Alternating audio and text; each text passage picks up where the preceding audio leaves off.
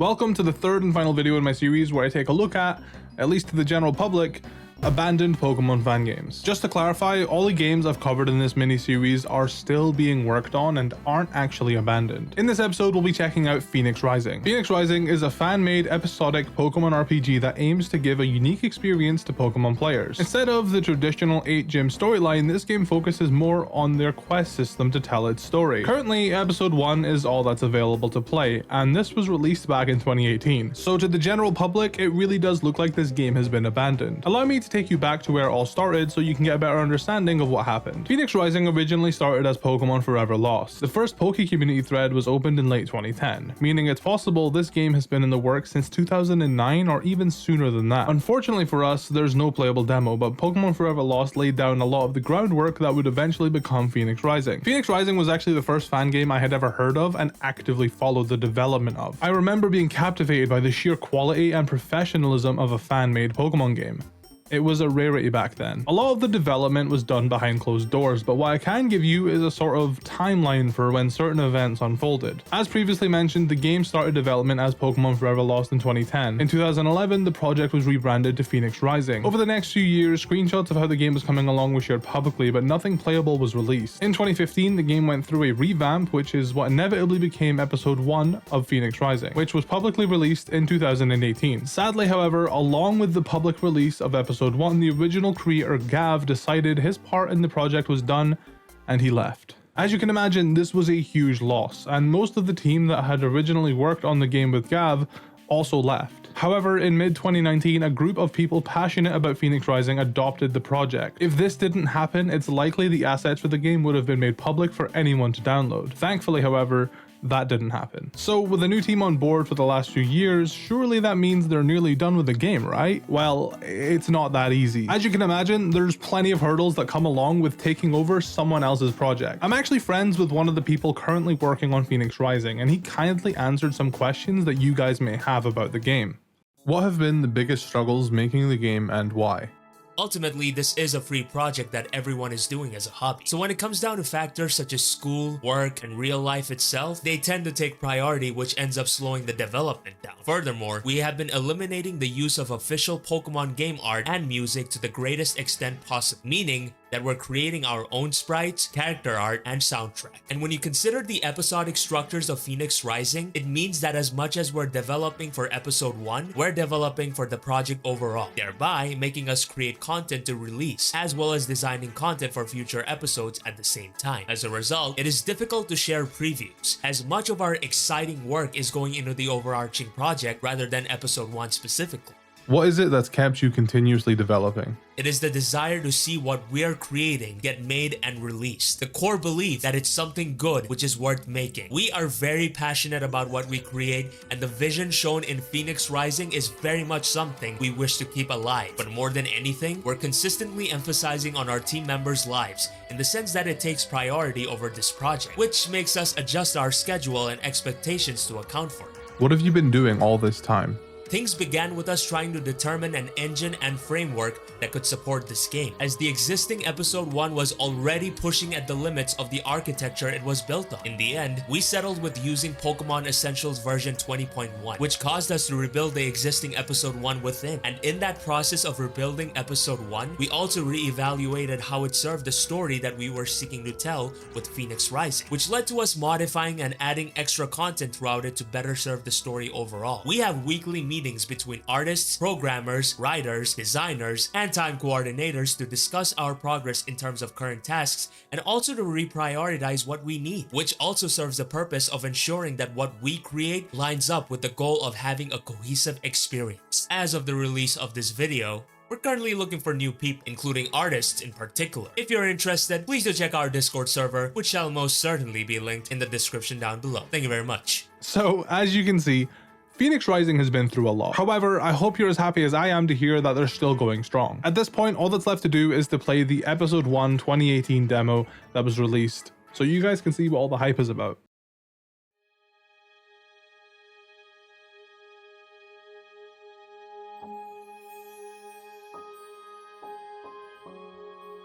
Once we get past the title screen, we're greeted by a video call from Professor Lois. She asks us to fill out the rest of our application for Trinity University. We choose our character, name ourselves, and then we're entered into the world of Phoenix Rising. Here in Hawthorne Woods, we start things off with this old guy that quite frankly has too much to say. He lives here in Hawthorne Woods, that's about as much as I know. He invites us over for a cup of tea, only to not have any tea bags. He asks us to go back home and ask our mother if she has any. Before that though, I drop by the Pokemon lab because today is the day I get my very own starter Pokemon. Professor Lois's awkward assistant is present and they can't seem to decide if we should wait for her before I receive my starter. Eventually, they give in and show us the options. They are Petlil, Growlithe, and Staryu. What makes these starter Pokemon special is that they all have Mega Evolutions, but unfortunately they aren't available in the current version of the game. Now we've seen the options, the assistant gives in further and allows us to choose our first Pokemon. I decided to go with Staryu because it's my favorite of the three. Now we have our starter, I run home for those tea bags. Our mom waffles about how the soothsayer needs to be more responsible because he lives alone in the forest and maybe he should grow his own tea. Then there's mention of our father. I guess the tea belonged to him before he moved out, so mother was concerned that he'd taken all of it with him. Thankfully though, there was some left and we can finally finish our tea party. We apparently walked in on him having a vision.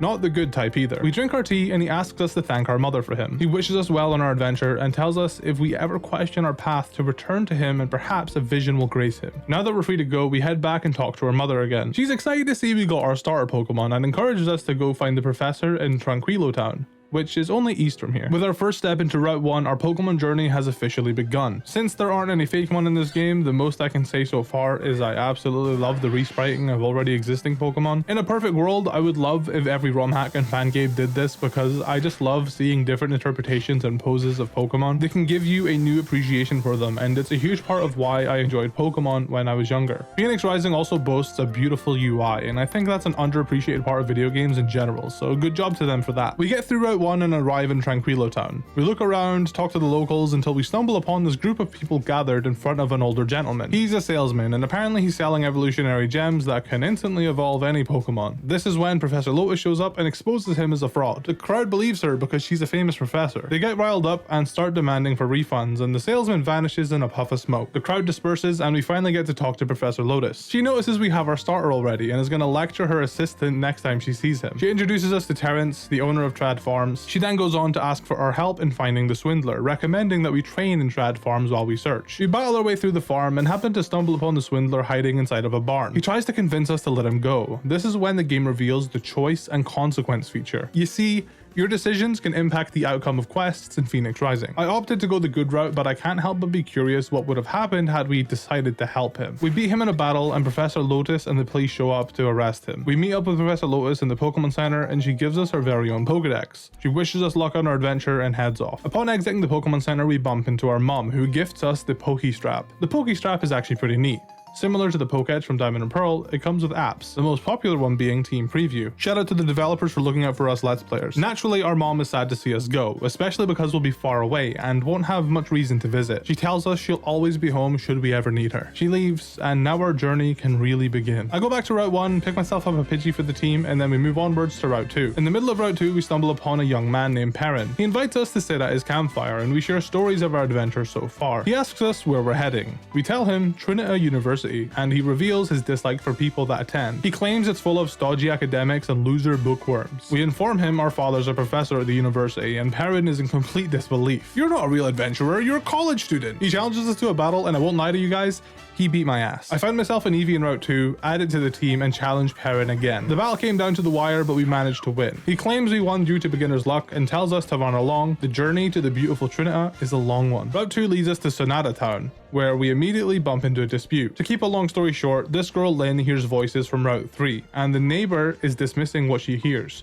claiming she's crazy. Lynn runs off and he rudely asks us to check up on her. Being the good Samaritan we are, we do just that. Plus, I can't lie, I'm a little curious about what the voices she's hearing are. Route 3 is a swamp, and in the middle of it, there appears to be an abandoned factory, so naturally we head inside. This is where we meet Lynn ourselves. With no knowledge of who we are, she immediately drags us into the search for this eerie cry. As we start to make our way through, we observe a group of 5 students that are also exploring the abandoned factory. They argue amongst themselves if being in here is a good idea or not. They're planning on staying here all night at the request of the Battlers Guild. One of them go into detail about how the townsfolk stay away from this swamp because apparently apparently some kid went missing out here and was never found. They all hear a noise, the lights flicker, and then one of them goes missing. They split up into a group of two and they look for their missing friend. Lynn explains to us that this factory was the first in all of Hawthorne, but it polluted the environment and ruined the marsh. She wants to find the source of all the noise and goes on ahead. While exploring, we bump into the Battle Guild students and battle them because apparently your friend going missing isn't all that time sensitive. We run into Lynn again, who found a gate that requires a key card to access. She asks us to go look around for it while she sees if we're able to get through some other way. We end up finding the factory key, which allows us to proceed past the gate. We come across some stairs and we hear the eerie cry again. Lynn calls out the name Laurel and runs downstairs. Following her downstairs, the noise was coming from a phantom. Lynn scolds the phantom for tricking people and questions how it did the voice it was doing. She then goes on to say she doesn't know why she's getting so upset. There was no harm done after all. She just didn't think it would be a Pokemon making those noises, but it makes sense. After all,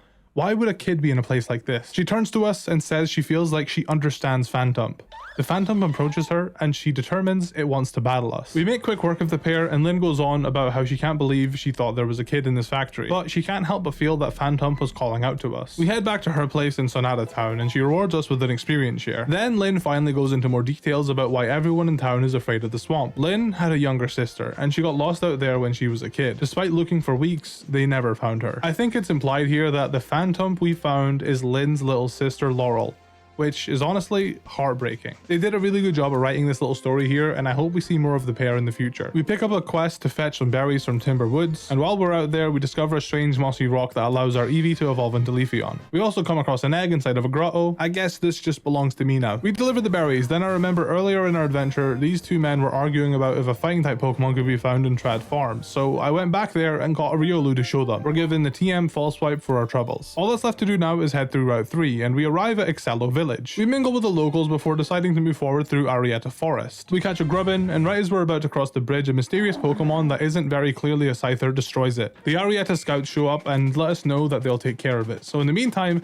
all that's left for us to do is take a boat ride to Mesto Mountain, where there's currently a festival being held. We run into Lynn and Phantom, and Lynn explains the festival is held every year, and she goes into the history of Mesto Mountain. People sought refuge in Mesto Mountain during the war because the king's forces feared the Green Guardian of the mountain. However, the mountain was barren with no way to grow crops. The people and Pokemon worked together, however, to make food grow. Lynn has Phantom use growth, and a fully grown berry tree sprouts before our eyes. She comments on that using growth in Hawthorne doesn't yield nearly as many berries. She thinks it's because of the Green Guardian, which Lynn also suspects is a legendary Pokemon. Lynn encourages us to climb the mountain and battle the trainers, then heads off with Phantom. We take her advice and we start making our way up the mountain, battling all the trainers along the way. While climbing, our egg hatched into a fungus, and I've never been more disappointed in my life. We press on and eventually we reach the top, coming across a temple. We head inside and we meet Regan. She tells us we're the first people she's seen in the temple today. She goes on to say that she sits on the Council of Oracles, an ancient order of wise trainers